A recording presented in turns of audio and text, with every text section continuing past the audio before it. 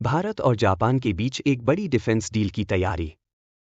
जी हां दोस्तों, हाल ही में खबर निकल कर आ रही है कि भारत और जापान की संबंधों को और ज्यादा मजबूत करने और आगे ले जाने के लिए भारत और जापान ने मिलकर एक ऐसी डील तैयार की है जो चीन के लिए मुश्किलों को पैदा कर देगी।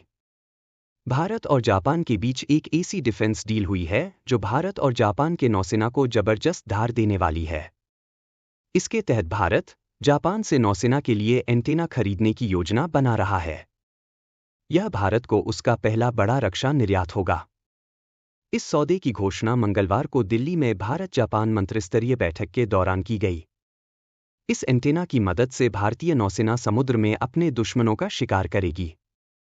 बड़े पैमाने पर जब चीन अपने नौसेना को भारत हिंद महासागर में फैला रहा है, जिसके चलते भारत के साथ साथ अन्य कई देश भी परेशान है।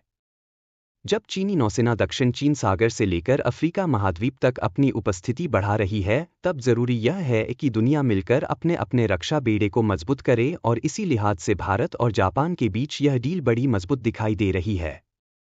दोस्तों, इकोनॉमिक टाइम्स की रिपोर्ट के अनुसार सितंबर 2022 के बाद से यह भारत और जापान के विदेश और रक्षा मंत्रियों की पहली 2+2 मंत्रिस्तरीय बैठक होने वाली है और ऐसी डील का होना सुनिश्चित तौर पर भारत और जापान की रक्षा साझेदारी को और मजबूती देने वाली होगी।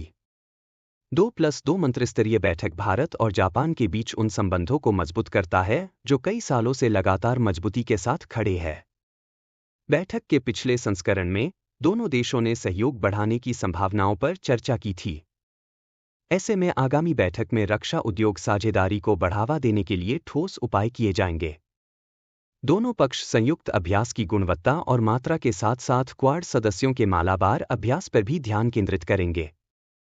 लोगों ने कहा कि मंगलवार को होने वाली बैठक के एजेंडे में दक्षिण चीन सागर क्षेत्र और पूर्वी चीन सागर क्षेत्र की स्थिति भी शामिल होगी।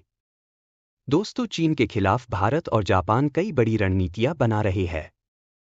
पिछली 2+2 बैठक में दोनों देशों के मंत्रियों ने एक स्वतंत्र और खुले हिंद प्रशांत को प्राप्त करने के साझा रणनीतिक लक्ष्य के प्रति अपनी प्रतिबद्धता पर प्रकाश डाला था।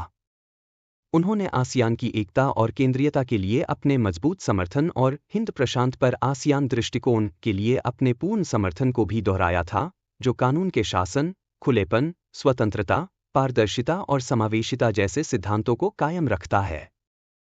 जापान ने अगले 5 वर्षों के भीतर देश की रक्षा क्षमताओं को मौलिक रूप से मजबूत करने और इस उद्देश्य के लिए रक्षा बजट में पर्याप्त वृद्धि का ऐलान किया है।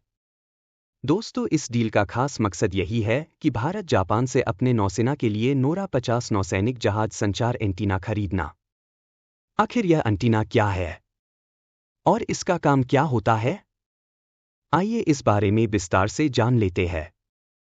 नोरा 50 एक अत्याधुनिक नौसैनिक जहाज संचार एंटीना प्रणाली है, जिसे इलेक्ट्रॉनिक्स निर्माता नेक और योकोहामा रबर सहित जापानी कंपनियों के एक समूह द्वारा विकसित किया गया है। एंटीना प्रणाली को नौसैनिक जहाज़ों पर उपयोग के लिए डिज़ाइन किया गया है, जो चुनौतीपूर्ण समुद्री वातावरण में उन्नत संचार क्षमताएं प्रदान करता है। नोरा 50 को आधुनिक नौसेना के जहाज़ों पर सुरक्षित और विश्वसनीय संचार की बढ़ती मांगों को पूरा करने के लिए विकसित किया गया था। चूंकि समुद्री संचालन अधिक जटिल हो गए हैं, इसलिए जहाज़ों, विमानों और जमीनी वालों के बीच बेहतर समन्वय की आवश्यकता है। नोरा 50 को इलेक्ट्रॉनिक युद्ध के दौरान सहित विभिन्न परिस्थितियों में निर्बाध संचार सुनिश्चित करने के लिए डिज़ाइन किया गया था। नोरा 50 प्रणाली को वर्तमान में जापानी समुद्री आत्मरक्षा बल JMSDF के मोगामी श्रेणी के फ्रिगेट पर स्थापित किया जा रहा है। इसके अलावा ऐसी संभावना है कि इन्हें जापान के अगली पीढ़ी के अपतटीय गश्ती पोत OPV कार्यक्रम में शामिल करने पर विचार किया जाएगा। नोरा 50 एक व्यापक आवृत्ति रेंज को कवर करता है, जिससे यह कई संचार बैंडों का समर्थन कर सकता है। यह लचीलापन उन नौसैनिक अभियानों के लिए महत्वपूर्ण है जिनमें छोटी और लंबी दोनों दूरी पर संचार की आवश्यकता होती है। एंटीना सिस्टम में एक सर्वदिशात्मक विकिरण पैटर्न होता है, जिसका अर्थ है कि यह सभी दिशाओं में संकेतों को प्रेषित और प्राप्त कर सकता है। यह उन जहाज़ों के लिए विशेष रूप से महत्वपूर्ण है जिन्हें एंटीना को लगातार पुनः दिशा दिए बिना अन्य जहाज़ों, विमानों और उपग्रहों सहित कई स्टेशनों के साथ संचार बनाए रखने की आवश्यकता होती है। नोरा 50 पुराने मॉडलों की तुलना में कॉम्पैक्ट और हल्का है, जो नौसेना के जहाज़ों के लिए एक महत्वपूर्ण लाभ है, जहां स्थान और वजन प्रीमियम पर है। अपने कॉम्पैक्ट आकार के बावजूद एंटीना उच्च परफॉर्मेंस और स्थायित्व प्रदान करता है। एंटीना उन्नत मिश्रित सामग्रियों से निर्मित है जो जंग का प्रतिरोध करता है और कठोर समुद्री वातावरण का सामना करता है। नोरा 50 की अन्य विशेषताओं में स्वचालित ट्यूनिंग क्षमताएं शामिल हैं, जो इसे आवश्यकतानुसार विभिन्न आवृत्तियों में तेजी से समायोजित करने की अनुमति देती है। यह गतिशील परिचालन वातावरण में विशेष रूप से उपयोगी है, जहां संचार की जरूरतें तेजी से बदल सकती हैं। एंटीना सिस्टम में हस्तक्षेप को कम करने और स्पष्ट सिग्नल ट्रांसमिशन सुनिश्चित करने के लिए उन्नत फ़िल्टरिंग तकनीकें शामिल हैं। यह भीड़भाड़ वाले विद्युत चुंबकीय वातावरण में महत्वपूर्ण है, जैसे संयुक्त सैन्य अभ्यास या युद्ध अभियानों के दौरान। आधुनिक नौसैनिक युद्ध में संचार प्रणालियों को अक्सर इलेक्ट्रॉनिक जैमिंग द्वारा लक्षित किया जाता है। नोरा 50 को एंटी जैमिंग सुविधाओं के साथ डिज़ाइन किया गया है, जो यह सुनिश्चित करता है कि इलेक्ट्रॉनिक युद्ध के खतरों की उपस्थिति में भी संचार सुरक्षित और विश्वसनीय बना रहे। तो दोस्तों, आज के लिए बस इतना ही।